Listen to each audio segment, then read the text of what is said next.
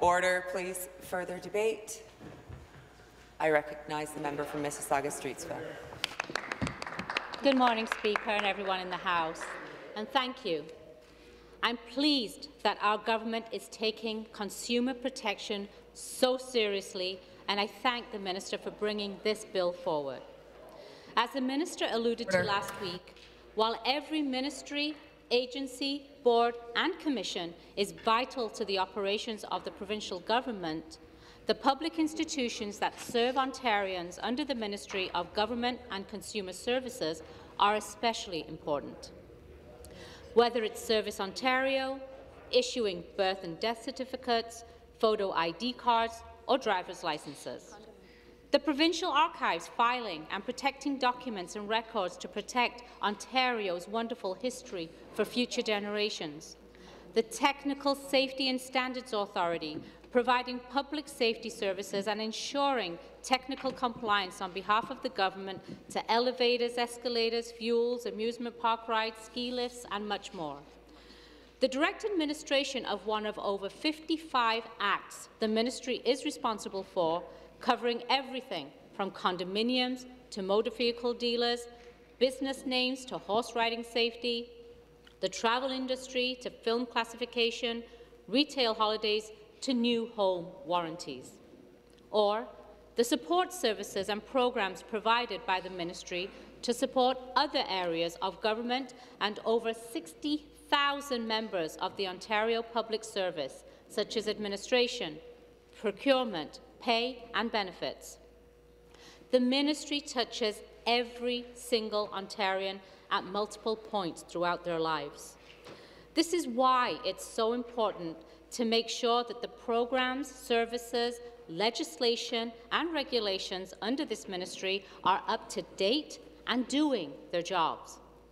Supporting the people of Ontario, the businesses of Ontario and the government of Ontario, all while maintaining the highest standards of safety, compliance and consumer protection.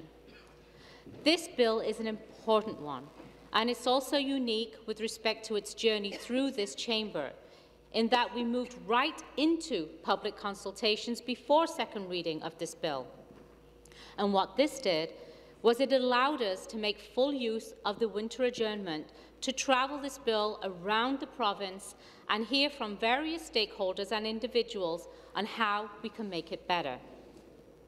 The Standing Committee on Justice Policy, which I had the pleasure of joining briefly on its first day of consultations, met over 4 days in Brampton, Windsor, Ottawa and Toronto, spanning across the province to gather feedback and bring us a stronger, amended bill with greater achieves its purpose. And as we can see by looking through all the strikeouts and underlines in the reprinted bill, there are many changes made through these amendments that were guided by the feedback we received on the bill, and great feedback, by the way. And the reason we received so much feedback is because stakeholders and individuals recognize that things are no longer working as intended. I'll start with the Ontarian Warranty Corporation and the government's proposed changes to Ontario New Home Warranties Act and the New Home Construction Licensing Act. Buying a home for most of the population is the biggest investment in their lives. And for the biggest investment of one's life, people require the strongest protections to have confidence in the purchase and life-changing decisions. People are often frustrated with the quality of construction of new homes and subsequently must deal with a warranties and protection system that is complex, lengthy and confusing. They want to be confident they are hiring a reputable builder to build their home and expect strong warranties and protections that they can depend on, with strong oversight and enforcement of clear rules for builders. But that currently isn't the case, Speaker. The proposed changes to the Acts would, if passed, respond to the Special Report Ontarian released by the Auditor General last year and further achieve 3 main goals. They would overhaul the current warranty and protection program by requiring Tarion to enter into a binding agreement with the Minister of Government and Consumer Services to strengthen oversight and Tarion's accountability and providing them with a stronger mandate in consumer protection. They would enhance the dispute resolution and claims process by providing Tarion with the ability to use the range of processes to resolve dispute between homeowners and builders or vendors, restoring balance for consumers by removing builders and vendors as parties at the Licence Appeal Tribunal in disputes between homeowners and Tarion over warranties and protection claims, absent competing regulations, and enabling the government to prescribe adjudicative bodies other than the Licence Appeal Tribunal to resolve disputes between homeowners and Tarion over warranties and protection claims. The changes would also promote the construction of better-built homes by requiring Tarion to increase the scrutiny of applications to build or sell a new home to better prevent bad actors from operating, and establishing a mandate for Tarion to promote the construction of properly built homes. In November, the Minister took steps to tip the Tarion scales back in favour of consumers who thought that for too long the corporation inherently favoured builders and developers. By the time the House returned, the Tarion Board of Directors will be decreased to better align the board size with other boards and authorities from 16 members to 12. No more than 34%, or realistically one-third, of this board can be builders, vendors, or industry associations or their agents. As I said last week, and maintain still, the previous makeup of the board most definitely leaned towards developers and didn't really help consumers at all. Now, these people do need to be represented on the board to be held accountable, but should not hold the majority and never should have. We are also proposing legislative and regulatory changes to condominium living. We've heard loud and clear from stakeholders that the people lack clear processes to navigate condo living because it is different from other types of housing.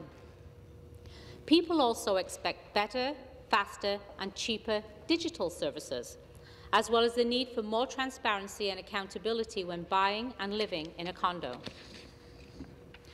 Recent regulatory changes have been made to provide condo owners, corporations, purchasers and mortgagees with improved access to 17 forms made under the Condo Act. They are now available through the Condominium Authority of Ontario's website, where other information is available. Owners and prospective owners now have a one-stop shop for all the information they require, rather than having to visit the Ministry's websites separately. Of course, the Minister retains the responsibility for the forms and their content, but we will collaborate with condo authorities to make improvements. The government is currently consulting on changes to develop a variety of proposed regulatory changes to provide condo corporations with clear processes and rules for the procurement of services and goods and financial management of condo reserve funds, increase the amount of interest that would be owed to a buyer by a developer on their deposits if their pre-construction condo project is cancelled and in other circumstances, provide clearer processes for occupancy fees and chargebacks, develop a condo guide for buyers and require developers to provide it at the point of purchase. This will better equip condo purchasers with information on easy-to-understand format and clarify the processes for mediation or arbitration between condo corporations and owners. Another issue we have been hearing about across Ontario is the Condominium Authority Tribunal system and how long and extensive it can be for cases brought before the tribunal to be resolved. That is why we are expanding the scope of topics that the tribunal can mediate, such as nuisances and smells. This will not only expedite the process by which condo owners can reach a resolution dispute that they have with their neighbours, but it also provides an alternative level of dispute resolution instead of using limited resources that are in the legal system. This is an example of the government's cross-ministry, holistic approach to addressing the issues and concerns that affect Ontarians. We are hitting two birds with one stone here, so to speak. I've been talking a lot about protections for housing, and while these changes are important and underlined by the investment required in these transactions, they are far from the only changes being proposed in this bill. We're also looking at amending the Consumer Protection Act itself. Legislative amendments introduced through this bill would enable the provincial government to issue administrative monetary penalties, or AMPs, against businesses that do not comply with the Consumer Protection Act.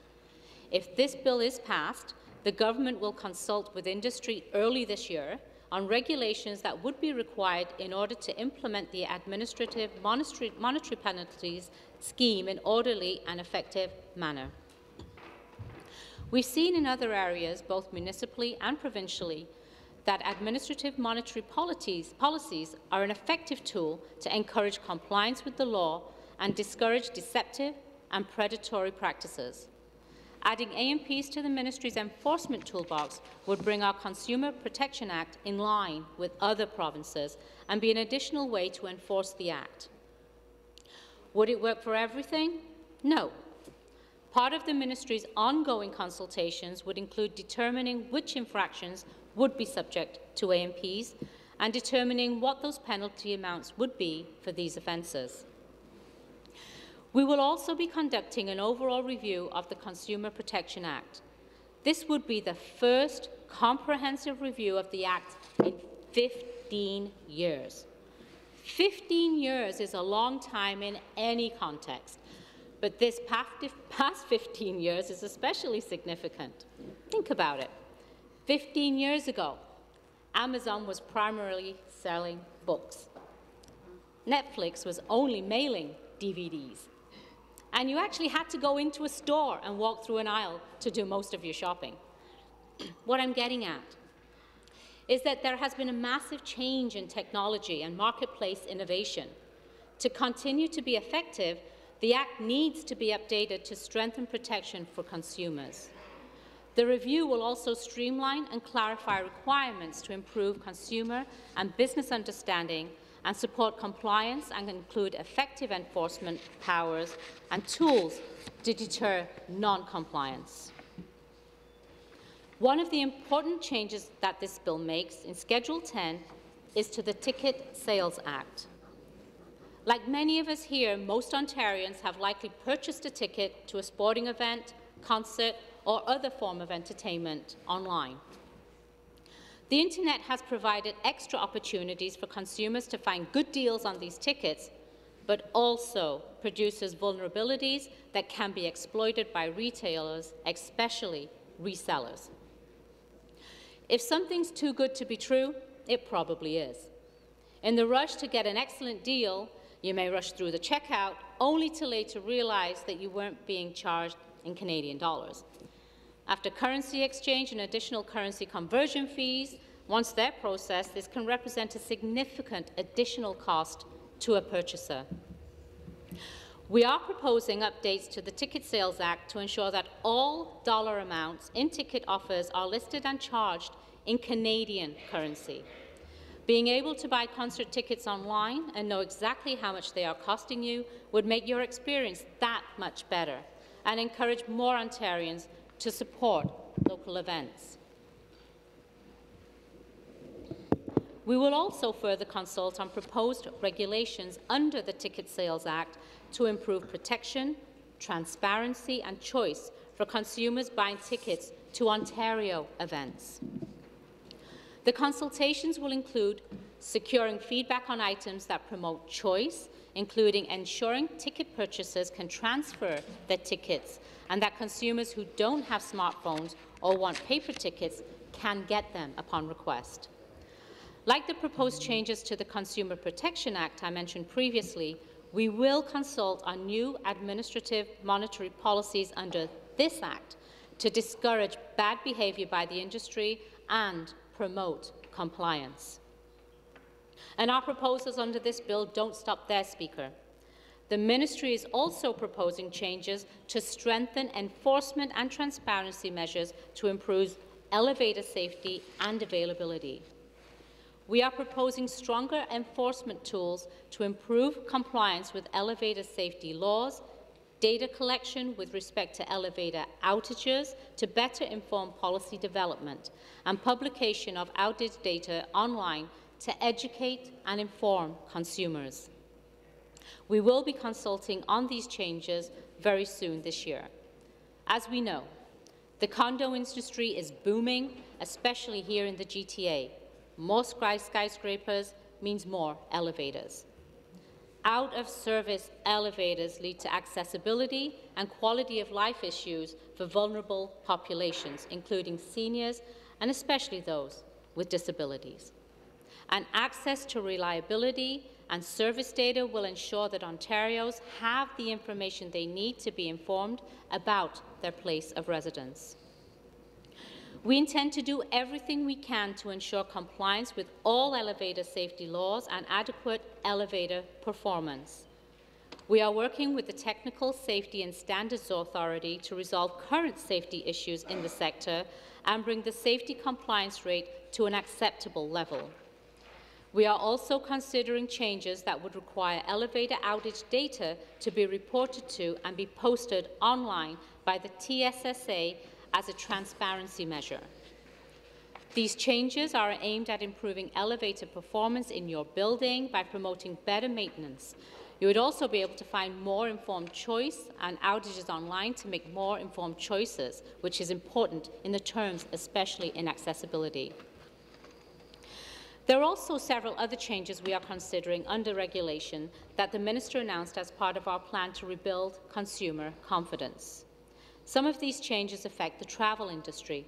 Again, Speaker, this is an industry that has rapidly changed over time, and it's our responsibility to ensure that the industry is regulated to protect consumers by not over-regulated to put Ontario at a disadvantage against global operators and other competitors. We intend to address concerns we have heard from Ontarians by updating the disclosure and advertising rules to help improve protections for consumers, introducing new steps to increase employee accountability through a requirement for salespersons to register and meet requirements in continuing education, and providing the regulator with additional compliance tools to better address bad conduct, amongst other things. Another piece of legislation that we are reviewing and consulting on is the Collection and Debt Settlement Services Act, to address concerns that debtors who are struggling to pay their creditors are not being sufficiently protected from harassment by debt collectors. The Government will be consulting in 2020 to help identify potential changes to the Act to ensure debt settlement service providers abide by the rules. I had countless constituents come to me with issues regarding collection and debt settlement, and I'm sure many members of the House have experienced the same. Sometimes the constituent actually does owe the debt and is having trouble paying. But there are also instances, far more than there should be, where they have already paid their debts, never owed anything, or are the wrong person altogether. But the calls don't stop.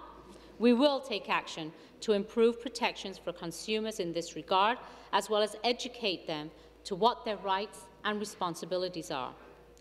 And in conclusion, I'm running out of time, so here I will wrap up. This ministry and the Honourable Minister have done an excellent job here.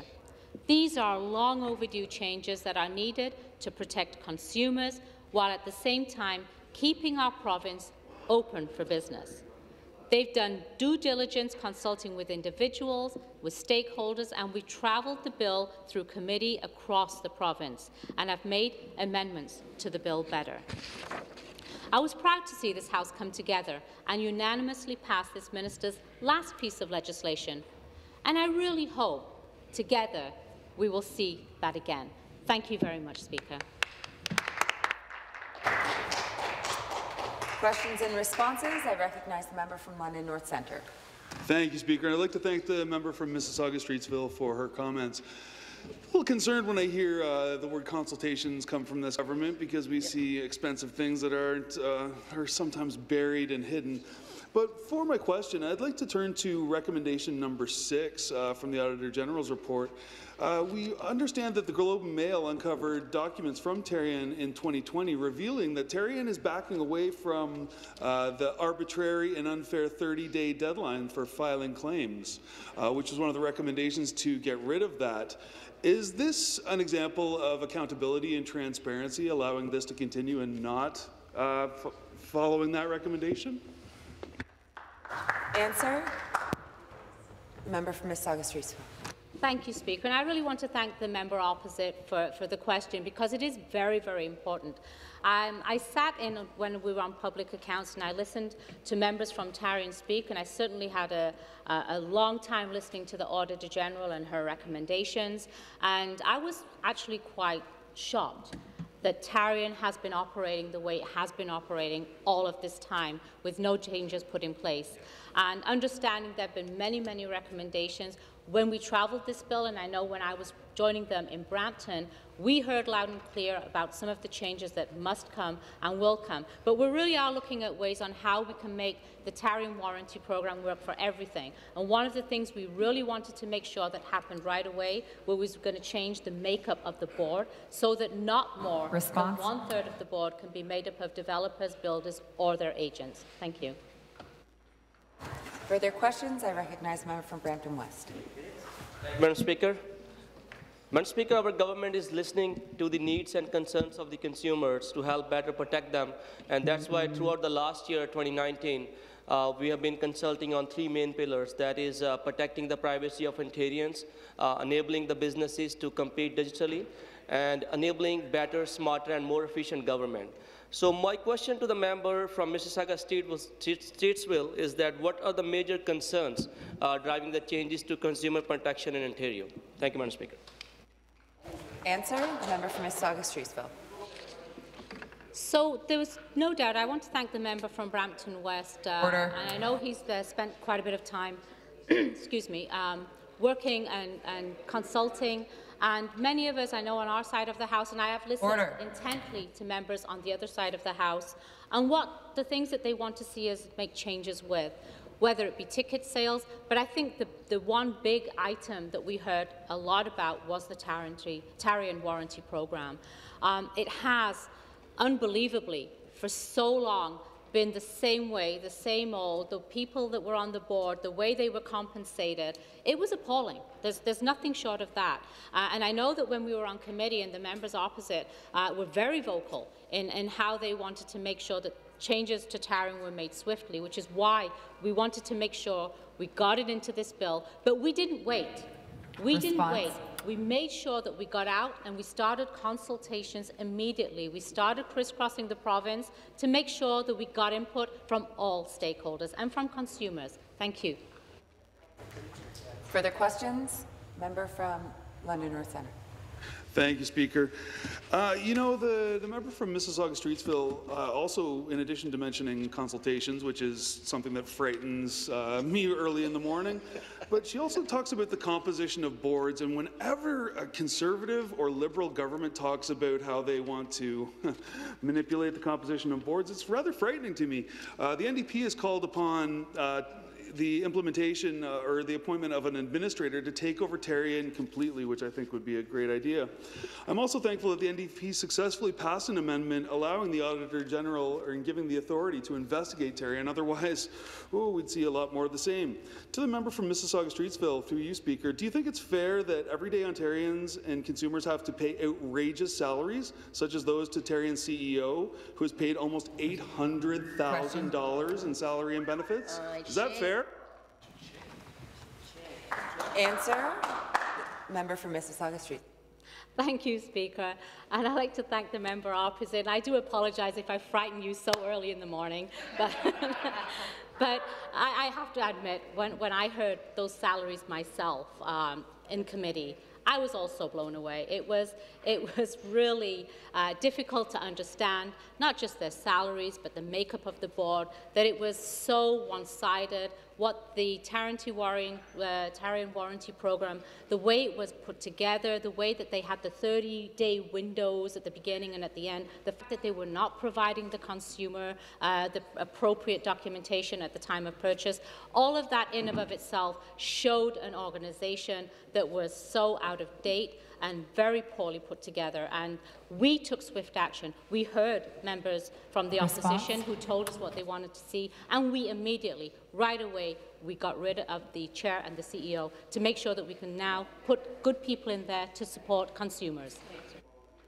Further questions? I recognize a member from Mississauga-Erin Mills. Thank you, Mr. Speaker. As we all know, purchasing a new home is one of the most significant investments someone can make in their lifetimes. Many Ontarians have been eagerly awaiting improvements to the new home warranty program in this province after years of Liberal lack of action. Could the member please tell us what our government is doing to enhance the home warranty program in Ontario to protect the homeowners? Thank you. Answer, member from Mississauga-Streetsville. Thank you, Speaker, and thank you to my neighbouring member from Mississauga-Erin Mills. I'll talk a little bit about some of the enhancements that we are making under the warranty program, home warranty program. First, we want to make sure that we overhaul the whole warranty program in a way that protects the interests of new home buyers, and we're taking the time to make sure we get it right. That's why we're establishing a mandate for Tarion to promote the resolution of claims as soon as reasonably possible. We want to make sure that builders, developers and their agents and all of those that participate in part of a new home being built are held accountable. We want to make sure that they understand that there are consequences so that they will build the proper homes in the first place. So hopefully Tarion won't even need to exist. Response. So we want to make sure that everything is done in compliance. And the Licensed Appeal Tribunal will be there to resolve disputes between homeowners and Tarion over warranty and protection claims. Thank you, Speaker. Further questions? I recognize a member from Niagara Centre. Thank you, Speaker. Thank the member from Mississauga-Streetsville for her presentation. Just want to ask, and my friend from Niagara Falls touched on it, when a new home buyer finds defects in their home and the builder is unwilling or unable to fix the problem, Tarion's supposed to step in. But what they were doing, obviously, was protecting the builder. Tarion is board is controlled by the Ontario Home Builders Association, and who is the lobby group for the development industry that Tarion is supposed to regulate. I'd like to ask her, does she realize that her government's bill doesn't actually fix this problem at all? Answer, the member from Mississauga-Streetsville. I'd like to thank the member opposite for the question because it is very important, which is why we're separating the warranty administration and builder and vendor regulator. We want to separate them together. The government has heard from Justice Cunningham, which is why we wanted to make sure that under the Ontario New Home Warranties Plan Act with Tarion, we want to address this conflict of interest, because it was of serious consumer concern. At this time, it is expected that the future regulatory authority will hopefully get that up and running by the fall of this year, because we do want to make sure that we have that separation between the builder and the HCRA. Thank you. Further questions and answers quickly. Member from Etobicoke Lakeshore. Thank you, Madam Speaker, and thank you to the member for her comments today. In my riding of Etobicoke Lakeshore, the condo market has just exploded, and we actually have more condo units now than we do residential homes. So now more than ever, consumer confidence is extremely important. So important that I'm actually just sent out a mailer to my condo owners with a feedback card. And for the member, I just wondered if you could expand on what we're doing to modernize this legislation to reflect the needs of our condominium owners. Thank you. Answer, the member from Mississauga-Streetsville. Thank you, Speaker, and I'd like to thank the member from Etobicoke Lakeshore for her question. So we want to make sure that we're proposing these regulatory changes to condominium living. We've heard loud and clear from these stakeholders. They want clear processes. They want to make sure that they have access to cheaper digital services, because that's not acceptable right now. We want to make sure that prospective owners have a one-stop shop so that they can find. Thank you. Further debate? I recognize the member from Hamilton Mountain. Thank